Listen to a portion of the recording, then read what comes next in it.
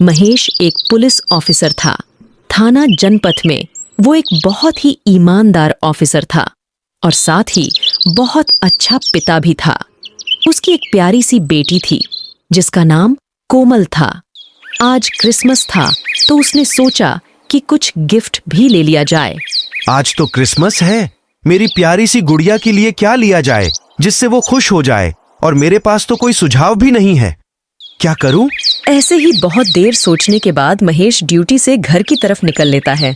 तभी वो सोचता है, भाई गिफ्ट जो भी हो सरप्राइज होना चाहिए, तभी तो मेरी प्यारी गुड़िया खुश होगी। अब बस जल्दी से गिफ्ट लेने चलते हैं और बाकी की बात बाद में, पहले गुड़िया के लिए कुछ ले लें। अब महेश एक खिलौनों की दुकान में आ गया था और उसने सोचा क्यों ना कुछ नया लिया जाए। ये सब तो मेरी गुड़िया के पास है ही, कुछ ऐसा नहीं है जो नया हो और गुड़िया को पसंद भी आ जाए। क्या हो सकता है, थोड़ा सोच लेते हैं इस बारे में। थोड़ा आगे चल के ही महेश को एक बहुत ही प्यारा सा सांता क्लॉज मिलता है जो बड़ा ही अच्छा लग रहा था। यही ले लेता हूँ, आखिर आज क्रिसमस है और क्रिसमस पर सेंटा बड़ा ही अच्छा रहेगा और गुड़िया भी खुश हो जाएगी जब गिफ्ट पैक होगा तो। अरे यहाँ कोई है? एक्सक्यूज मी, मुझे ये पैक कराना है। अरे सुनिए। इतने में ही दुकान का मालिक वहां दौड़ा दौड़ा जाता है और महेश को देखते ही कहता है, बताइए सर, आप इतने सारे खिलौनों में से क्या लेना चाहेंगे? कोई गुड़िया गुड्डा या फिर गाड़ी? हा हा हा हा हा हा हा। खिलौने तो मेरी बेटी के पास बहुत है, पर इस बार मुझे ये सांता क्लॉज चाहिए, और हाँ, इसे जरा पैक कर दीजिए। फिर जल्दी से गिफ्ट पैक करवा के महेश घर की तरफ निकल लेता है और बहुत खुश भी होता है। अब उससे अपनी बेटी से मिलने का इंतजार नहीं हो रहा था। जिंगल बेल बाजेला टोपी वाला भुड़वा, अब तो गिफ्ट लेके आवेला ओए। Jingle bell. महेश अपने घर भी पहुंच गया था और अब उसने सोचा बिना आवाज लगाए दरवाजे पर दस्तक देते हैं। ये पापा आ गए। चलो चलकर देखते हैं पापा आज क्या लेकर आए हैं। पापा, आप आज के दिन मेरे लिए क्या लाए हो? मैंने आपके आने से पहले ही सारा घर सजा दिया था। आप देखना चाहोगे क्या? जरूर देखेंगे बेटी, पहले तुम अपना तोहफा तो देख लो ताकि तुम और मैं दोनों खुश हो जाएं। फिर चलते हैं देखने तुम्हारी सजावट। फिर उसकी बेटी वो तोहफा खोल के देखती है तो उसमें बड़ा प्यारा सा सांता क्लॉज निकलता है, जिसे देखकर वो इतना खुश हो जाती है कि पिताजी, मेरे पास बहुत सारे खिलौने हैं, लेकिन ये सेंटा बहुत प्यारा है और आज से ये मेरा सबसे प्यारा खिलौना है। सही है, मुझे लगा ही था बेटी ये तुम्हें पसंद आएगा। चलो अब चलकर तुम्हारी सजावट देखते हैं। फिर दोनों बाप बेटी वहां से चले जाते हैं और दूसरे कमरे में आ जाते हैं ताकि इमली की सजावट देख सके, जिसे देखकर महेश बहुत खुश होता है और बोलता है, अरे वाह भाई वाह, हमारी लाडली तो बहुत समझदार हो गई है। लगता है अब हमें तुम्हारे लिए और चीजें लानी पड़ेगी।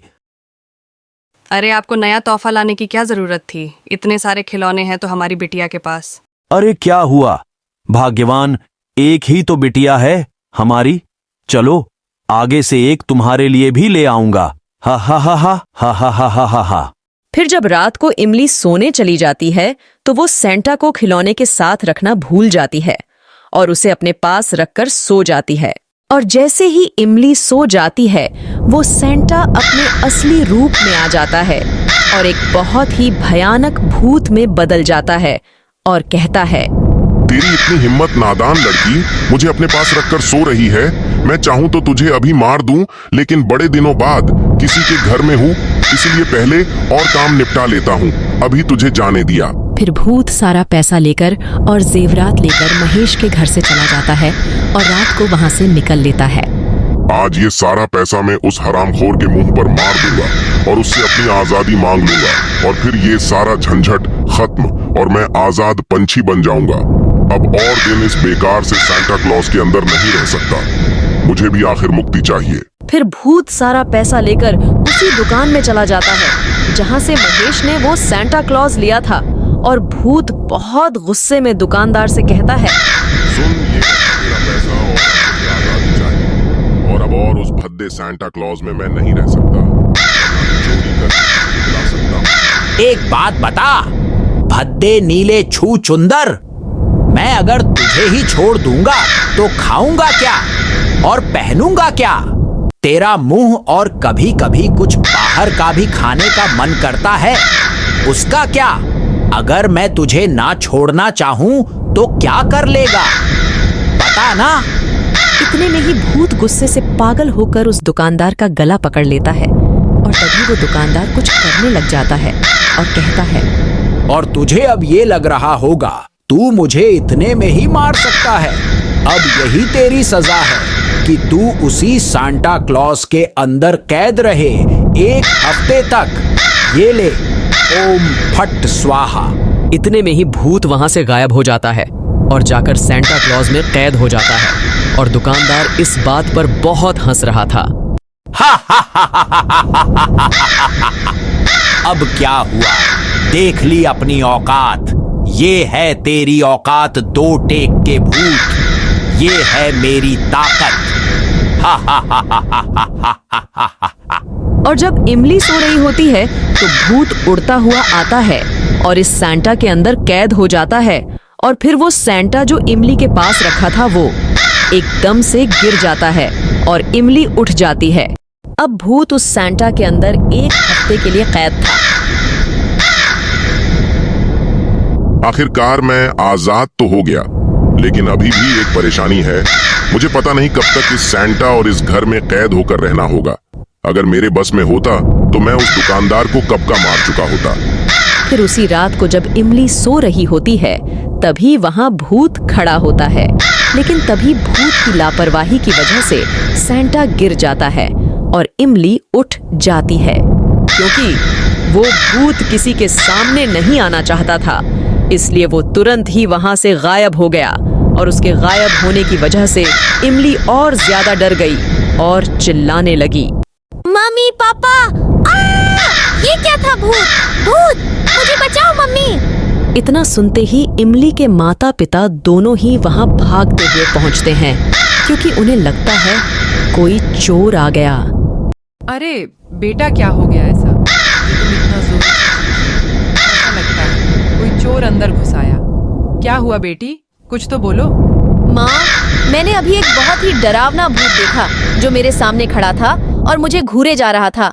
पहले मैं सो रही थी, लेकिन जैसे ही मेरा प्यारा सैंटा नीचे गिरा और मेरी नींद खुल गई और फिर मुझे वो भूत दिखा।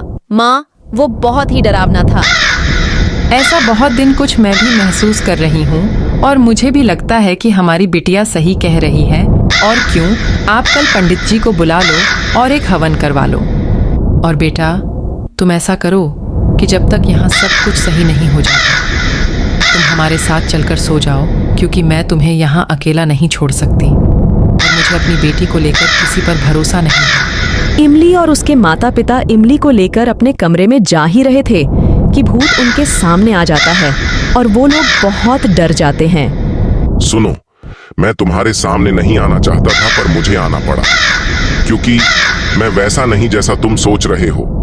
मैं किसी को मारना नहीं चाहता। और अब थोड़ी देर रुक कर मेरी बात सुनने की कोशिश करो। जिस दुकानदार से तुमने मुझे लिया था, दरअसल वो एक अघोरी का बेटा है। एक समय था जब मैं एक अघोरी के साथ रहा करता था।